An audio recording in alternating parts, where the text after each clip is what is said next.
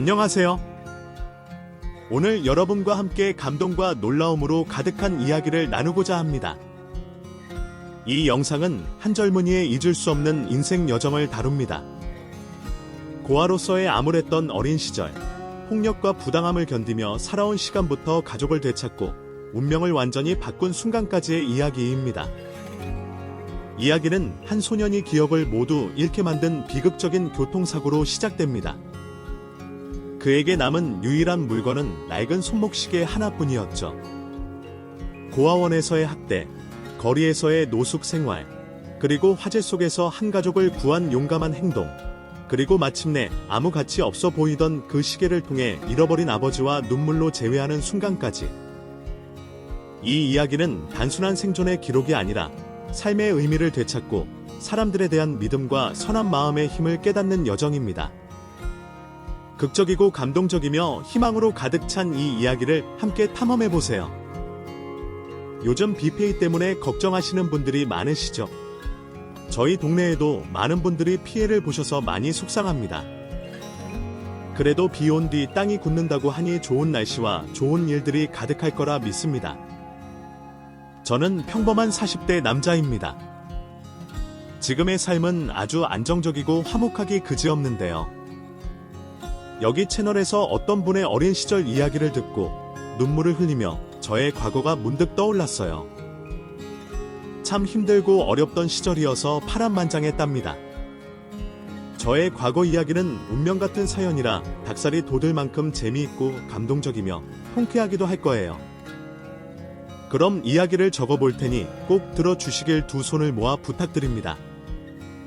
제 기억이 시작된 건 1988년 7살 어느 날이었어요.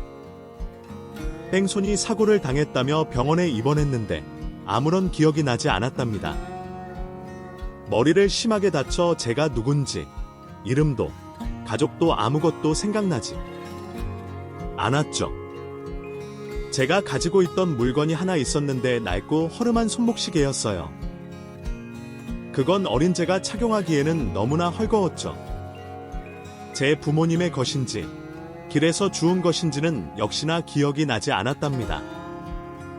4주의 입원 기간 동안 저의 보호자를 찾지 못해서 병원 측에서는 안절부절 못했답니다. 퇴원도 시켜야 하고 병원비도 받아야 하는데 제가 눈의 가시가 되어버린 거죠. 그래서 병원에서 저를 아동보호센터에 신고해 데려가 달라고 요청했고 저는 몸을 쾌차하자마자 그곳으로 인계되었답니다. 그때가 88 올림픽 한창일 때라 보호소에서 올림픽만 엄청 봤었던 기억이 나네요. 며칠 뒤 제 가족을 찾지 못하자 바로 고아원으로 옮겨져 고아로 살게 되었습니다. 사실 저한테 가족이 있는지 원래 고아인지 모르는 상태여서 어른들이 하라는 대로 움직여 지방에 있는 고아원에 들어가게 되었네요. 처음 고아원 원장님을 뵈었을 때 굉장히 따뜻하고 좋은 분인 줄 알았어요. 공무원들이 저를 데려다 주었는데 친자식처럼 돌봐주겠다고 약속을 하더라고요. 그래서 전 별 걱정 없이 그곳에서 지내기 시작했는데 이틀 뒤부터 악몽이 시작되었습니다. 지금 고아원은 어떨지 모르겠지만 그때 당시에는 하루를 청소로 시작해서 청소로 끝나는 하루를 보냈어요. 원장님은 처음 봤을 때 보였던 자상함은 온데간데 없었고 거칠고 상스러운 욕을 입에 달고 사시는 아니었답니다. 매도 자주 들어서 대부분의 아이들 엉덩이에는 멍이 없는 날이 없었답니다. 그래서 저는 원장님 눈치만 잘 보고 지내면 무탈할 거라 생각하고 조용히 지내려는데 이번에는 고아원에서 함께 지내는 형들과 누나들이 매우 큰 문제였습니다. 그들은 군대처럼 서열을 정하고 위치에 맞게 해야 하는 일을 부여했어요. 그리고 제대로 일 처리를 하지 않으면 괴롭힘과 손찌검을 당해야 했답니다.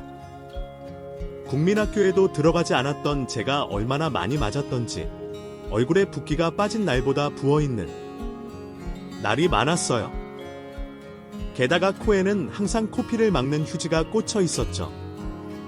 그렇게 국민학교 내내 얻어터지며 버티는 게 일상이었고 중학교 올라가서는 형들이 저에게 고아원 동생들을 괴롭히라고 지시했습니다. 하지만 저는 도저히 그런 짓을 할 수 없어서 거부했는데 형들은 그런 저를 더욱더 강하게 괴롭혔습니다. 원장님은 이런 사실을 모두 알고 있었는데 해결할 의지는커녕 뒷짐지고 구경하며 형들의 비행을 즐겼어요. 저는 그 지옥 같은 곳을 벗어나야겠다고 판단해 15살이 되던 해 고아원에서 탈출했습니다. 야반도주했기 때문에 누구도 저를 따라오지 못했죠. 그런데 문제는 갈 곳이 없다는 것이었습니다. 돌아갈 집도 나를 반겨줄 사람 하나 있는 게 아니어서 어디로 가야 할지 몰랐어요. 일단 저는 고아원에서 최대한 멀리 떨어진 도시로 떠났고 본능적으로 일자리부터 찾아다녔습니다. 잘 곳이 없던 저는 숙식이 가능한 일자리를 찾다가 세차장에 들어가게 되었어요. 일하는 걸 구경하니 저도 충분히 할 수 있을 거라 생각했고 잠자리를 제공해 준다 해서 별다른 고민 없이 바로 일을 시작했죠. 그런데 막상 일을 시작하니 팔다리가 엄청 쑤시더라고요. 하루 종일 서서 12시간 넘게 일을 했으니 그럴만도 했죠.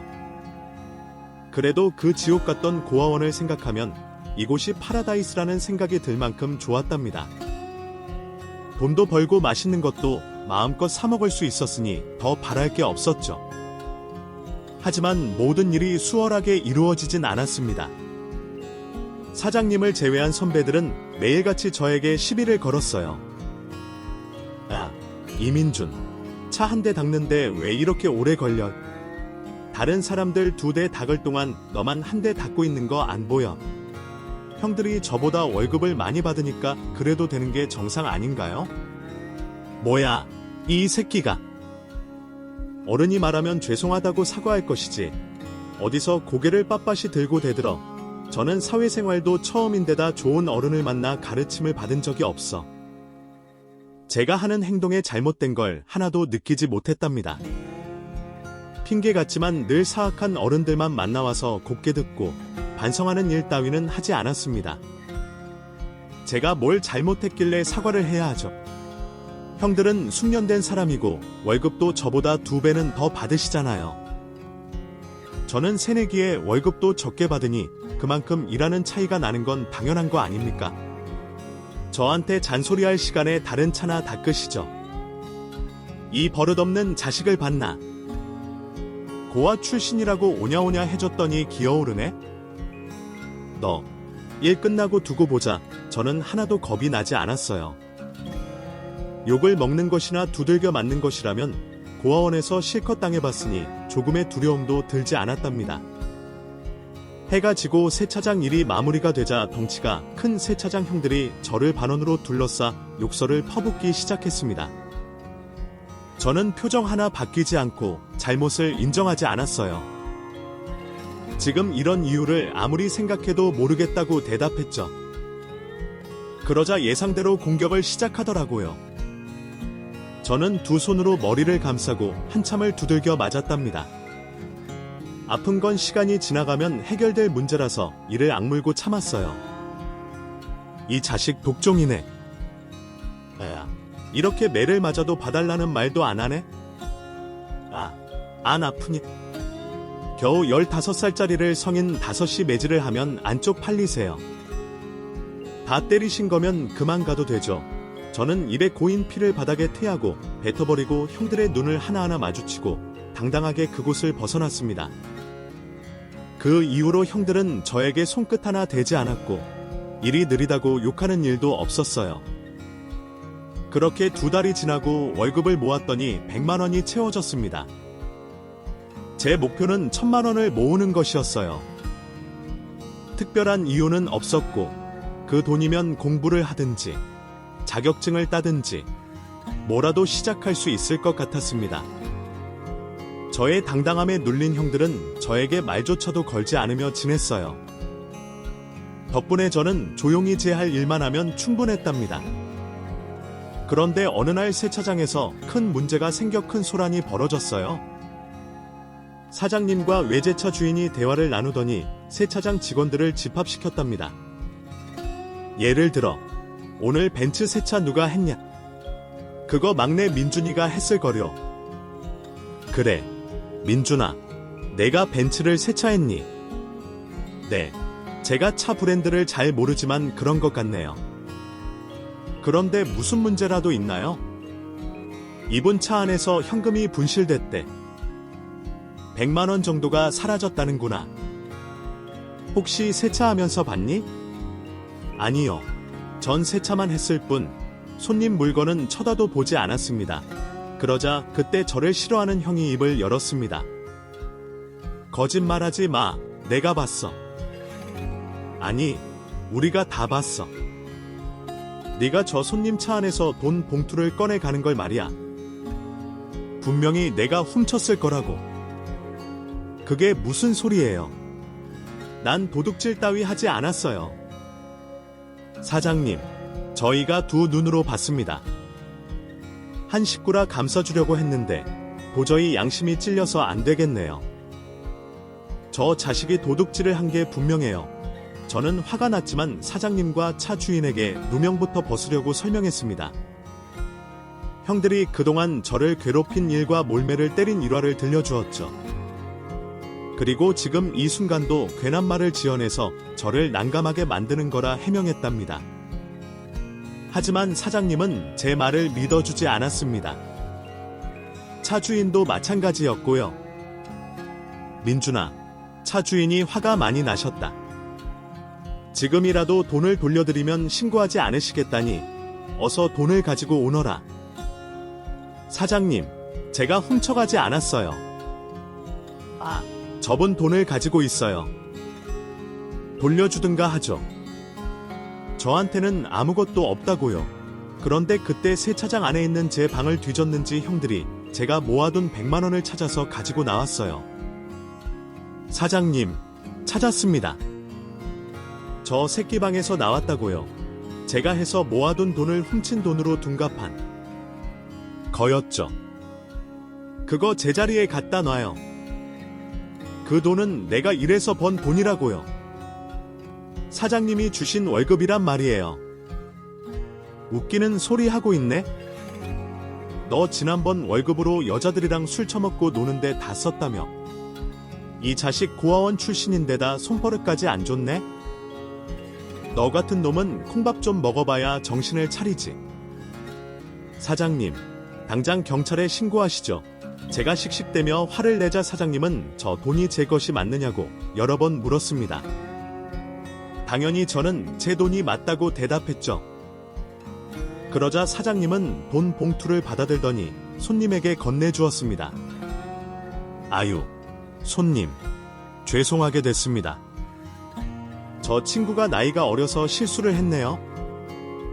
넓은 아량으로 봐주세요. 네, 저는 돈만 찾았으면 상관없어요. 앞으로 교육이나 잘 시키세요. 제 돈이 다른 사람에게 넘어가자 화가 치밀어 사장님에게 달려들었어요. 저 돈 내가 여기서 일해서 모은 돈이라고요. 당장 내놔요. 민준이, 너 끝까지 잘못을 인정하지 못하겠냐. 착한 애인 줄 알았더니 아주 괴물 같은 놈이었구나. 당장 짐 싸서 여길 떠나라. 제 돈을 받은 벤츠 차주인이 떠나가자 저는 망연자실을 하고 말았어요. 제 돈을 찾을 방법이 사라지니 각성하고 말았답니다. 저에게 누명을 씌운 형에게 달려들어 분노의 주먹을 여러 차례 날려버리고 세차장에서 나와 버렸어요. 결국 한 푼의 돈도 없이 다시 길거리를 걷게 되었는데 금세 해가 지는 바람에 잠을 잘 곳을 찾아다녔어요. 저는 추위를 견딜 만한 장소를 찾다가 한 상가 화장실 안으로 들어가 움츠린 채 잠이 들었답니다. 아침이 되자 온몸이 쑤셨어요. 딱딱한 변기에 앉아 잤으니 그럴만도 했죠. 건물에 경비가 있는지 살피고 몰래 빠져나와 다시 길을 걷기 시작했답니다. 그러던 중 햄버거 가게에서 알바생을 구한다는 구인 포스터가 보여 주저함 없이 바로 들어갔어요. 저는 당장 일을 할 수 있다 말하고 일을 시작하게 되었답니다. 햄버거를 만드는 일은 매우 쉬웠고 재미도 있었어요. 또 공짜로 햄버거를 몇 개씩이나 먹으니 너무 좋았답니다. 하지만 잠잘 곳이 없어서 매일 상가 화장실에서 대충 몸을 구겨서 잠을 잤네요. 하지만 햄버거 가게에서도 저는 환영받지 못하는 사람이었습니다. 손님이 주문한 햄버거를 드렸더니 저에게 대뜸 화를 내더군요. 야, 너는 알바생이 왜 그러니? 무슨 말씀이시죠, 손님? 내가 여기서 햄버거 사주면 고마워해야 하는 거 아니야? 웃으면서 고맙단 인사를 해야 하는 거 아니냐고. 그런데 너는 뭐가 그리 불만이길래 인상을 팍팍 쓰고 있는 거야. 내 면상을 보니까 햄버거 먹을 생각이 달아나잖아. 제가 하는 일은 햄버거를 만들어서 손님에게 드리는 일이지 웃음을 파는 일이 아니잖아요. 괜한 억지 부리지 마시고 햄버거나 가져가시죠. 뭐야, 뭐 이딴 새끼가 다 있어. 그러더니 손님은 햄버거를 집어들고 제 얼굴에 던졌습니다. 아, 너나 실컷 처먹어라. 너 때문에 입맛이 뚝 떨어졌으니까. 그리고 여기 점장 나오라고. 그래. 저는 얼굴에 범벅이 된 햄버거를 닫고 콜라를 집어들어 손님 얼굴에 부어버렸습니다. 뭐야, 이 새끼. 너 이게 뭐 하는 짓이야? 손님이 한 짓을 그대로 따라 한 겁니다. 어때요? 기분 나쁘시죠? 진짜 안 되겠네. 당장 점장 불러. 이윽고 점장님이 나와서 손님에게 굽실거리며 사과했고 겨우 손님을 달래서 보냈습니다. 이민준, 너 진짜 뭐가 문제야? 손님들한테 좀 웃으면서 대해주면 덧나냐? 너한테 컴플레인 들어온 게 몇 번째인 줄 알아? 점장님, 제가 뭘 잘못했는지 모르겠어요. 저는 주어진 일을 열심히 했을 뿐이라고요. 실수 한 번 하지 않고 잘 해냈습니다. 야, 일만 잘한다고 다가 아니야. 여긴 서비스를 제공하는 곳이라고. 당연히 손님들에게 친절하고 상냥하게 대해야 하는 곳이란 말이야. 더는 15시 9분. 되겠다. 이제 못 봐주니까 그만두고 나가도록 해라. 알겠어요. 그럼 그동안 일한 거 돈으로 주세요. 아, 그래. 돈 줄 테니까 다시는 여기에 얼씬도 하지 마라. 저는 얼마 되지 않는 돈을 받고 또 쫓겨나 버렸습니다. 지금 생각해보면 손님들에게 살갑게 굴지 못한 게 너무 죄송한 마음이에요. 그런데 그때는 애정 결핍도 심하고 어른들에 대한 적대심이 강하게 들어 그렇게 행동하는 게 당연한 줄 알았네요. 여하튼 저는 다른 일자리를 찾으려고 길을 돌아다녔습니다. 그러다 직업소개소라는 곳에 들어가게 되었는데 안타깝게도 제가 미성년자여서 일을 줄 수 없다며 쫓겨나고 말았어요. 성인이 될 때까지는 알바 자리를 구해야 할 것 같았죠.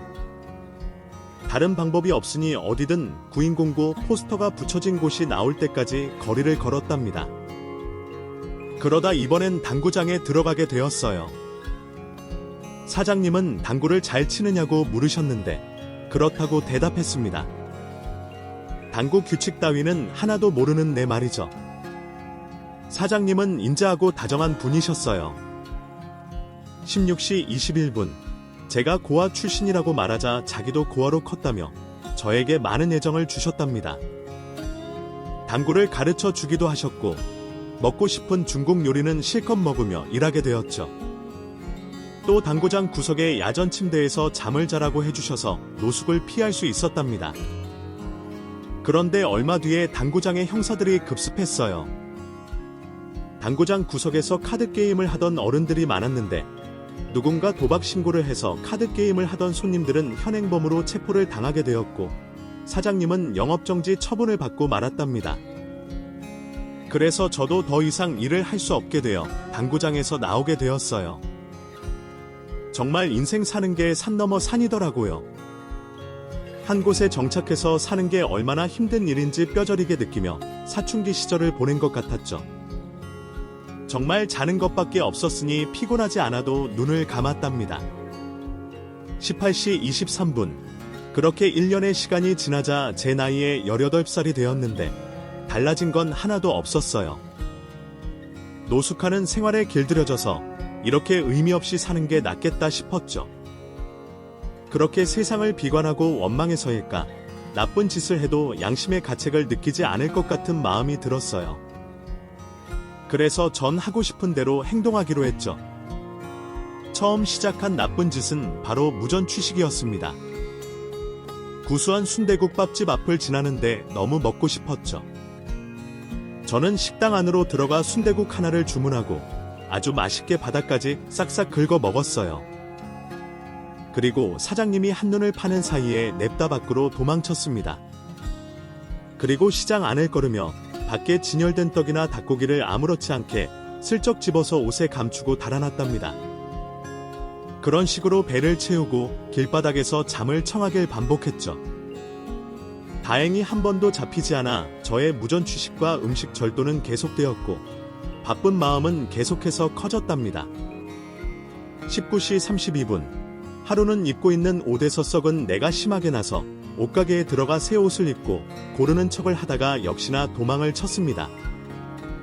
그때 옷가게 사장이 제 뒤를 쫓아 나왔는데 매일 도망을 치며 단련된 절 잡는 건 역부족이었어요.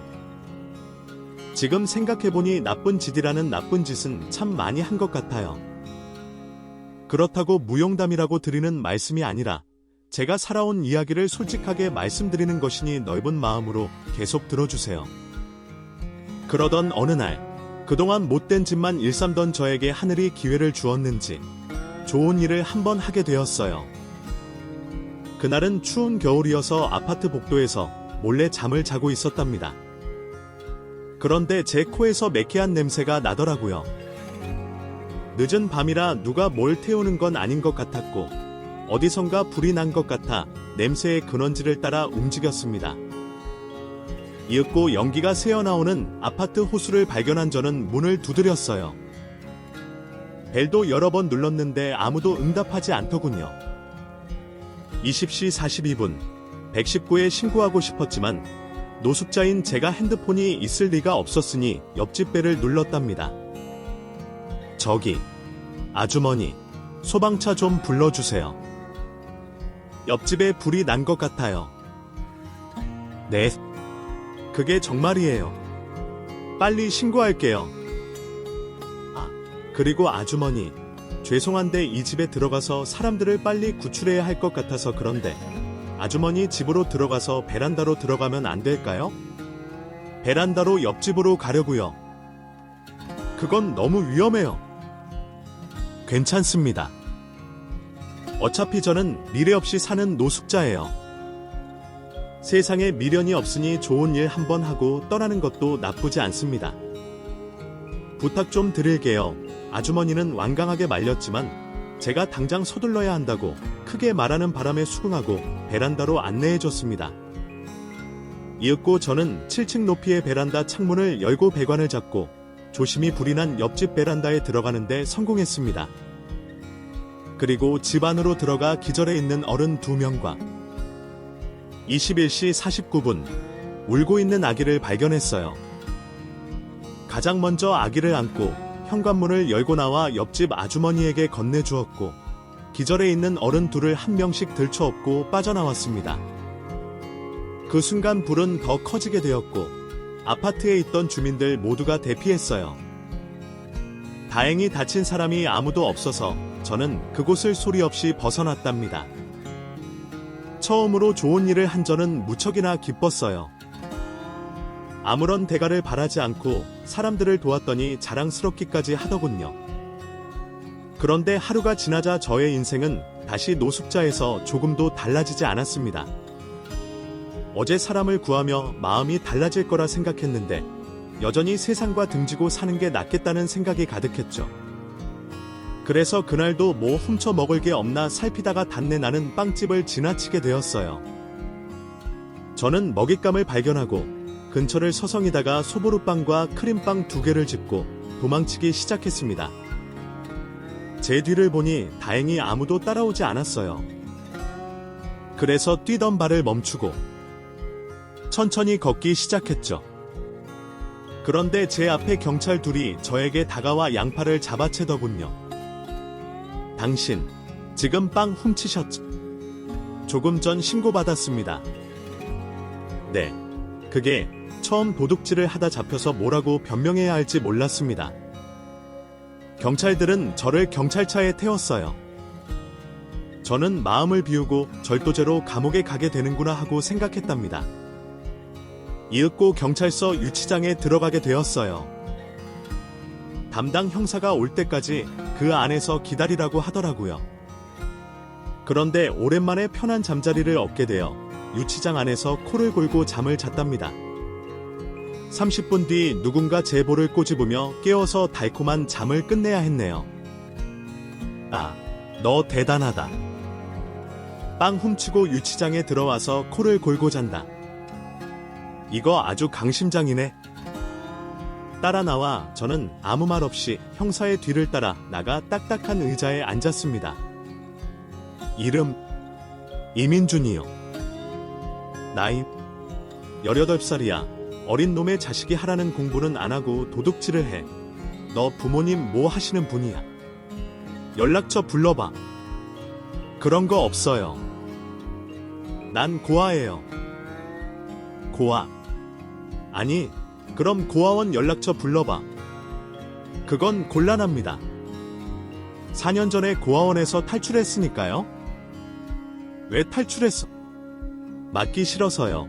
그러자 형사는 치근한 눈으로 저를 내려다보고 고개를 가로저으며 머리를 극적이었습니다. 하여튼 간에 우리나라 고아원은 아직도 문제가 심해.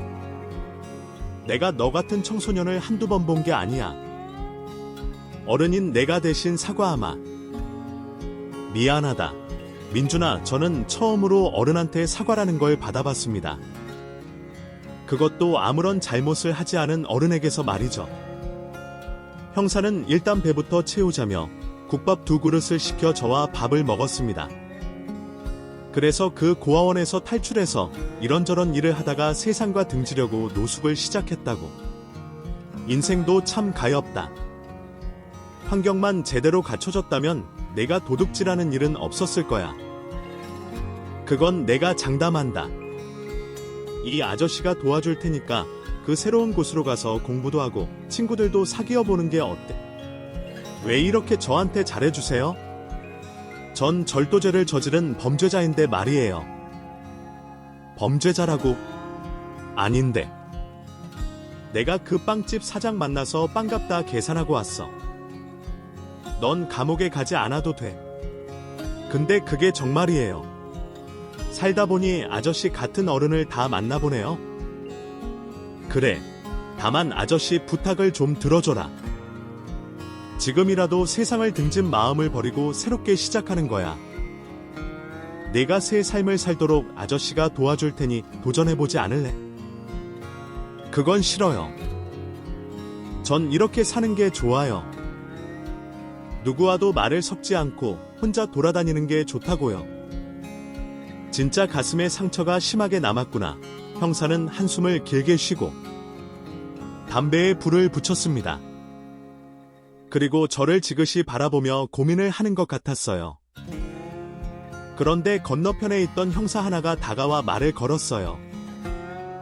이 친구 어디서 데리고 온 거예요? 그건 왜? 빵을 훔친 장발장이야. 무슨 문제 있어? 아니, 그 얼마 전에 그 아파트 화재 사건 기억하세요? 거기서 노숙자 하나가 베란다로 들어가서 일가족을 구출한 사건 말이에요. 알지. 왜? 그 노숙자를 찾았대. 제가 CCTV를 돌려보고 있었는데 지금 여기 앉아있는 애가 타서요. 뭐라고? 아, 이봐. 이민준. 네가 그 얼마 전에 그 불난 집에 사람 구했냐? 저는 처음 좋은 일을 한 거라 자랑스럽게 대답했습니다. 네, 맞아요. 아파트 복도에서 자고 있다가 매캐한 가스 냄새를 맡고 불이 난 것 같아서 어른들과 아기 하나 구했죠. 아, 임마. 그런 훌륭한 일을 해냈으면 상도 받고 보상금도 받을 것이지. 왜 도망을 친 거야? 아, 뉴스에 나면 내 인생이 바뀔 수도 있었다고. 그런 건 저한테 의미 없어요. 아까도 말했지만 전 세상을 등진 놈이라고요. 아휴, 진짜 골 때리는 놈이네. 아이, 표창장 받을 놈이 절도범으로 잡혀오다니. 아, 이건 무슨 영화 같다. 민준아, 이 아저씨 믿고 새롭게 시작해보면 안 되겠냐? 넌 노숙자로 살기엔 너무 아까워. 세상엔 좋은 사람도 있다는 걸 증명할 테니까 한번 희망을 가져보라고. 싫다니까요? 아저씨에게는 두 가지 선택지가 있어요. 저를 감방에 쳐넣거나 여기서 내보내거나. 전 18살이기 때문에 제 마음대로 인생을 살 자격이 있다고요. 이 두 가지 말고는 아무것도 저에게 강요하시면 안 됩니다. 이 아까운 애를 어떻게 하면 좋으려나. 알겠다. 그럼 아저씨 명함 줄 테니까 언제든 생각이 바뀌면 연락해. 저는 형사가 주는 명함을 한 손으로 받았습니다. 그러자 형사가 무슨 이유로 놀랐는지 눈이 커지더군요. 잠깐, 너, 이 손목시계 어디서 난 거야? 내 거 맞아. 아니면 어디서 훔친 거야? 제 소매 안으로 보인 낡은 시계를 가리키며 진지하게 물었습니다. 이거요. 아저씨, 누가 이런 낡은 시계를 훔쳐요? 이 시계는 제가 어릴 적 사고 났을 때 유일하게 가지고 있던 물건이었다고요. 그거 자세히 좀 보자. 잠깐 풀어봐봐. 저는 무슨 이유인지 몰랐지만 일단 시계를 풀어 형사에게 건네주었습니다. 그러자 형사는 이거 진짜 내 것이 맞아?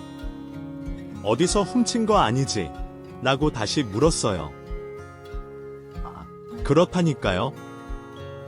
제가 7살 무렵에 팽손이 당하고 기억을 다 잃어버렸는데 그 시계가 제 주머니에 있었어요. 됐어요. 제 대답에 형사는 양손으로 제 얼굴을 만지작거리더니 눈물을 흘리기 시작했습니다. 도통 무슨 이유로 그러는지 조금도 이해가 되지 않았어요. 너, 윤성아구나. 내 아들 최윤성. 아들이요?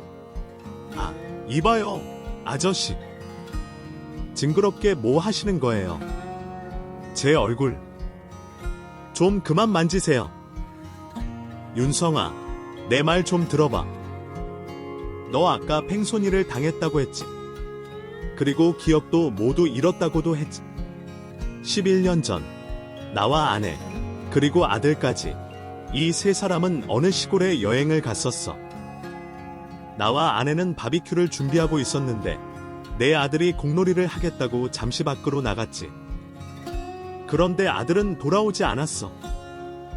그 작은 도로에 공이 세워져 있었고 그 자동차 범퍼가 깨진 채로 나뒹굴고 있었지.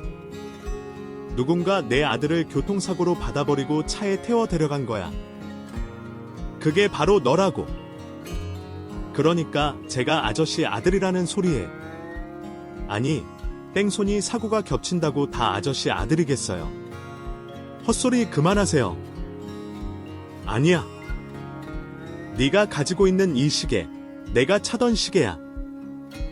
윤성아, 내가 내 시계를 가지고 노는 걸 엄청 좋아해서 한번 가져가면 며칠 동안 돌려주지 않았어. 게다가 내 얼굴을 자세히 보니 내 아들이 분명한 것 같아. 난 내 아들을 보면 단번에 알아볼 줄 알았는데 어쨌든 지금 너를 보니 내가 잃어버린 아들이 분명해. 윤성아, 나에 대한 기억이 아예 없는 거니 저는 혼란스러웠지만 형사의 주장이 어쩌면 맞을지도 모른다고 생각했습니다. 하지만 저는 기쁨보다 화가 치솟았습니다. 만약 형사님 말이 사실이라면 왜 저를 찾지 않으셨죠? 원래 부모들은 자식을 찾으려고 무슨 짓이든 다 하잖아요. 제가 사라지니까 그냥 무시한 거죠. 내 말이 맞죠? 절대 아니야. 나와 내 아내는 널 찾으려고 천국을 돌아다녔어. 고아원은 물론 아동보호소 모두 돌아다니면서 내 사진을 새긴 전단지를 돌리며 찾아다녔다고. 그런데 아무 데서도 너에 대한 소식을 찾지 못했어. 그러다 형사인 내가 그 뺑소니범의 위치를 알게 돼서 찾아갔는데 그 자식은 이미 사망했다. 그 자식이 어디다 너를 버렸는지 실마리를 찾을 수 있었는데 그것조차 불가능했어. 형사님, 고아원에 다 돌아다니면서 저를 찾으셨으면 제가 있던 고아원에도 들렀겠죠. 그런데 제가 형사님 아들이 아니니 지나쳤을 거 아닙니까? 고로 저는 당신의 아들이 아닙니다. 시계는 우연히 제 손에 들어온 모양이니 그만 흥분하시고 이성을 찾으세요. 하지만 형사님은 끝까지 제가 아들이라 확신하며 저를 놓아주지 않았습니다. 그럼 이렇게 하자. 너와 나 유전자 검사를 해보는 거야. 만약 친자가 아니라면 널 놓아줄게. 그러니 이 아저씨 부탁을 좀 들어주거라. 저는 손해보는 것도 없었고 형사님의 간절한 부탁이라 거절하지 못했습니다. 이윽고 유전자 센터를 찾아가 머리카락을 뽑아 감식 의뢰를 하고 일주일이라는 시간을 기다리게 되었어요. 형사님은 그동안 제가 떠나지 못하도록 경찰서 숙직실에서 먹고 자도록 했답니다. 그리고 일주일 뒤에 유전자 검사 결과가 나왔는데 형사님의 말대로 99.9% 친자임이 밝혀졌습니다. 형사님은 저를 안으며 오열하며 다들아, 아들아, 내 아들 윤성이가 맞구나 하고 하늘이 떠나가도록 소리쳤습니다. 반면에 저는 이 상황이 적응되지 않아 무표정한 얼굴로 가만히 서 있었네요. 윤성아, 내가 내 애비야. 너도 이제 믿겠지? 우린 절대 너를 버린 게 아니야. 잃어버린 거라고. 글쎄요, 저는 모르겠어요. 지옥 같은 생활을 보내서 그런지 아버지라는 사람을 찾았어도 기쁘지가 않습니다. 이 아빠가 모든 걸 해결해 줄게. 너에게 상처를 준 인간을 가만두지 않을게.